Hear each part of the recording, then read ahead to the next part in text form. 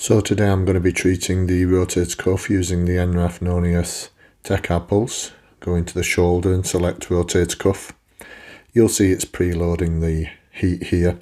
It's preset the machine to level 10, which is its highest level. So we're going to be turning this treatment down during the treatment. And it's selected 7 minutes. That's normally because the treatment is done across the shoulder. A couple of ways of doing this. The main area for rotator cuff problems is obviously the front of the shoulder, anterior impingement syndromes, and so treating the front of the shoulder is not uncommon. So you just come across the front of the shoulder, rapid circles around the front of the shoulder, fairly much like you would do if you were doing the bicep tendon, and you might come onto the side slightly. If you were doing it at the front of the shoulder, I like to use 1 minute per treatment head size, and so you probably wouldn't need the full 7 minutes. You might want to bring that down to 3 minutes, 4 minutes, maybe maximum of 5 minutes. This is particularly good for supraspinatus problems at the front of the shoulder and where supraspinatus and bicep tendon cross. It's not the only way of treating the rotator cuff, and some rotator cuff problems actually go down the side of the shoulder and even to the back of the shoulder.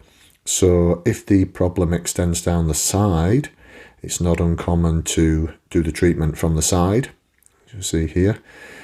And in essence, you're trying to do the middle of the tunnel where the rotator cuff sits.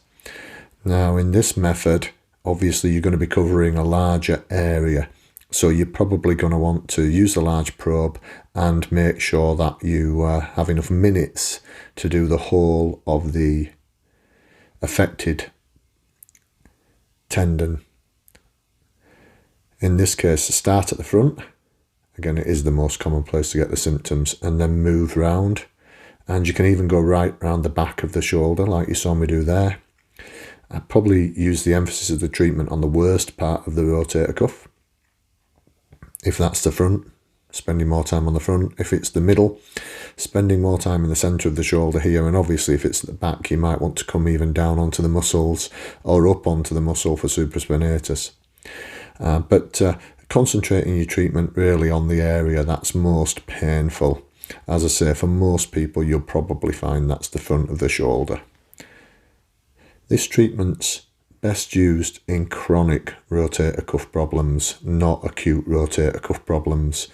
You can, there is a theory that you can use the treatment in acute rotator cuff problems by going around the area and drawing circulation away from the inflamed part. I don't personally use that. I use different treatments instead. And so I really reserve this for chronic rotator cuff problems.